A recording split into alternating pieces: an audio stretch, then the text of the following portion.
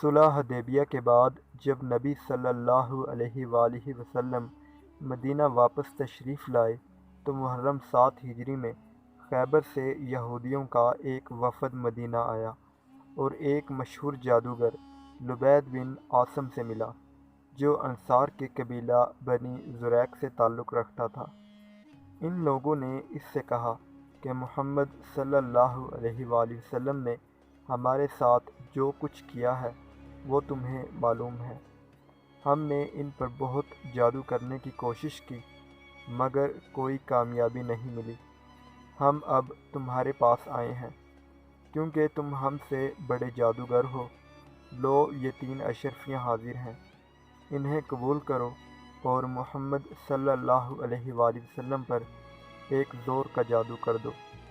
اس زمانے میں حضور اکرم صلی اللہ علیہ وآلہ وسلم کے ہاں ایک یہودی لڑکا خدمتگار تھا۔ اس سے ساز باز کر کے ان لوگوں نے حضور صلی اللہ علیہ وآلہ وسلم کی کنگھی کا ایک ٹکڑا حاصل کر لیا جس میں آپ کے موئے مبارک تھے۔ انہی بالوں اور کنگھی کے دندانوں پر جادو کیا گیا۔ بعض روایات میں یہ کہ لبید بن عاصم نے خود جادو کیا تھا اور بعض میں یہ ہے کہ اس کی بہنیں اس سے زیادہ جادوگرنیاں تھیں، ان سے اس نے جادو کروایا تھا۔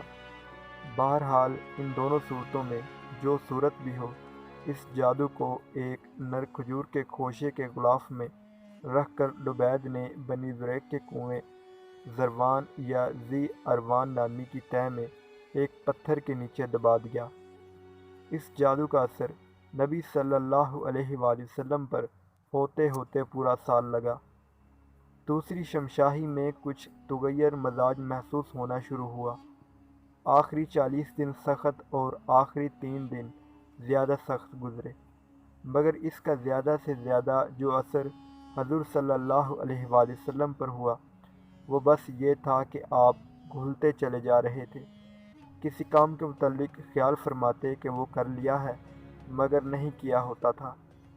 اپنی ازواج کے متعلق خیال فرماتے کہ آپ ان کے پاس گئے ہیں مگر نہیں گئے ہوتے تھے، اور بعض اوقات آپ کو اپنی نظر پر بھی شبہ ہوتا تھا کہ کسی چیز کو دیکھا ہے مگر نہیں دیکھا ہوتا تھا۔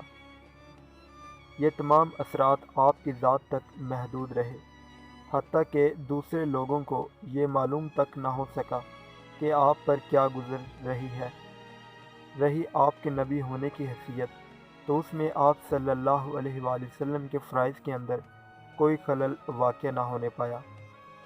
کسی روایت میں یہ نہیں ہے کہ اس زمانے میں آپ قرآن کی کوئی آیت بھول گئے ہوں یا کوئی آیت آپ نے غلط پڑھ لی ہو، یا اپنی صفتوں میں اور اپنے وعظوں اور خطبوں میں آپ کی تعلیمات کے اندر کوئی فرق واقع ہو گیا ہو، یا کوئی ایسا کلام آپ نے وحی کی حیثیت سے پیش کر دیا ہو۔ آخر کار ایک روز آپ حضرت عائشہ رضی اللہ تعالی عنہا کے ہاں تھے کہ آپ نے بار بار اللہ تعالی سے دعا مانگی۔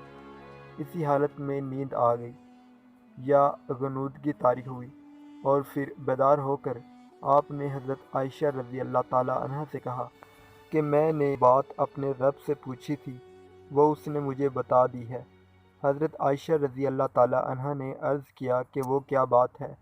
آپ نے فرمایا 2 آدمی میرے پاس آئے، ایک سرہانے کی طرف تھا اور دوسرا پائنتی کی طرف۔ ایک نے پوچھا انہیں کیا ہوا؟ دوسرے نے جواب دیا ان پر جادو ہوا۔ اس نے پوچھا کس نے کیا ہے؟ جواب دیا لبید بن عاصم نے۔ پوچھا کس چیز میں کیا ہے؟ جواب دیا کنگھی اور بالوں میں، ایک نر کھجور کے خوشے کے غلاف کے اندر۔ پوچھا وہ کہاں ہے؟ جواب دیا بنی زریق کے کنویں ذی اروان کی تہ کے پتھر کے نیچے ہے۔ پوچھا اب اس کے لیے کیا کیا جائے؟ جواب دیا کہ کنویں کا پانی 100 نت دیا جائے اور پھر پتھر کے نیچے سے اس کو نکالا جائے۔ اس کے بعد نبی صلی اللہ علیہ وآلہ وسلم نے حضرت علی رضی اللہ تعالیٰ عنہ، حضرت عمار بن یاسر رضی اللہ تعالیٰ عنہ اور حضرت زبیر رضی اللہ تعالیٰ عنہ کو بھیجا۔ ان کے ساتھ جبیر بن ایاس الزرقی اور قیس بن محسن الزرقی بھی شامل ہو گئے۔ بعد میں حضور صلی اللہ علیہ وآلہ وسلم خود بھی چند اصحاب کے ساتھ وہاں پہنچ گئے۔ پانی نکالا گیا اور وہ غلاف برآمد کر لیا گیا۔ اس میں کنگھی اور بالوں کے ساتھ ایک تانت کے اندر 11 گرہیں پڑی ہوئی تھی اور موم کا ایک پتلا تھا جس میں سوئیاں چبھوئی ہوئی تھی۔ جبریل علیہ السلام نے آ کر بتایا کہ آپ معوذ 3 پڑھیں۔ چنانچہ آپ ایک ایک آیت پڑھتے جاتے اور اس کے ساتھ ایک ایک گرہ کھولی جاتی اور پتلے میں سے ایک ایک سوئی نکالی جاتی رہی۔ خاتمہ تک پہنچتے ہی ساری گرہیں کھل گئی، ساری سوئیاں نکل گئی اور آپ پر جادو کے اثر سے نکل کر بالکل ایسے ہو گئے جیسے کوئی شخص بندھا ہوا تھا، پھر کھل گیا۔ اس کے بعد آپ نے لبید کو بلا کر باز پرس کی۔ اس نے اپنے قصور کا اعتراف کر لیا اور آپ نے اس کو چھوڑ دیا، کیونکہ اپنی ذات کے لیے آپ نے کبھی کسی سے انتقام نہیں لیا۔ یہی نہیں بلکہ آپ نے اس معاملے کا چرچا کرنے سے بھی یہ کہہ کر انکار کر دیا کہ مجھے اللہ نے شفا دی ہے، اب میں نہیں چاہتا کہ کسی کے خلاف لوگوں کو بھڑکاؤں۔ یہ ہے سارا قصہ اس جادو کا۔ اس میں کوئی چیز ایسی نہیں ہے جو آپ کے منصب نبوت میں قدح ہو۔ ذاتی حیثیت سے اگر آپ کو زخمی کیا جا سکتا تھا جیسا کہ جنگ احد میں ہو، اگر آپ گھوڑے سے گر کر چوٹ کھا سکتے تھے جیسا کہ احادیث سے ثابت ہے، اگر آپ کو بچھو کاٹ سکتا تھا جیسا کہ کچھ اور احادیث میں وارد ہوا ہے، اور ان میں سے کوئی چیز بھی اس تحفظ کے منافی نہیں ہے جس کا نبی ہونے کی حیثیت سے اللہ نے آپ سے وعدہ کیا تھا، تو آپ اپنی ذات حیثیت میں جادو کے اثر سے بیمار بھی ہو سکتے تھے۔ نبی پر جادو کا اثر ہو سکتا ہے، یہ بات تو قرآن مجید سے بھی ثابت ہے، جیسا کہ قرآن مجید میں بیان کیا گیا ہے کہ بابل میں ہاروت اور ماروت سے لوگ ایسا جادو سیکھتے تھے جو شوہر اور بیوی میں جدائی ڈال دیں۔ یہ بھی ایک نفسیاتی اثر تھا، اور ظاہر ہے کہ اگر تجربے سے لوگوں کو اس عمل کی کامیابی معلوم نہ ہوتی تو وہ اس کے خریدار نہ بن سکتے تھے۔